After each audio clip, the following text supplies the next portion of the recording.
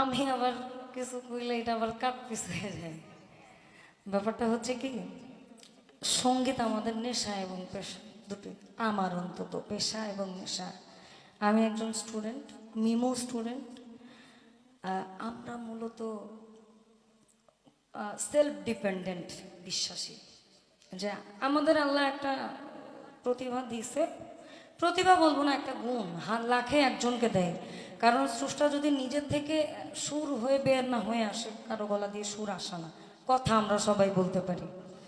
তো আমাদের একটু কমতি পড়ে গেছে, দেড় ইঞ্চি একটু কম পড়ে গেছে আর কি। হ্যাঁ, কারণ আমরা গানের জন্য আসছি, কিন্তু বকশিসের জন্য নয়। আমাদের একটা নিজস্ব পেমেন্ট বলতে একটা ব্যাপার আছে, পেমেন্ট, যেটা রাত গেলে আমরা নিব। এখন আমাদের সম্মানে বুঝে আমরা নিব, এটাই। ও ওরটা নেবে, আমি আমারটা। আমরা তো আমাদের নিজস্ব পারিশ্রমিক নিয়ে আসছি। এখন উজ্জ্বল ভাই, আমার কথা হইতেছে, কে দিল না দিল, এখন ইন্না নিয়ে যদি আমি ঝগড়া করি বা আমার বিবাদ থাকে, এটা কি সম্ভব? যার মনে যা চাবে দিবে, না দিলে নাই। আমি তো শিল্পী, আমি আমার ওজন কমাইতে পারি না।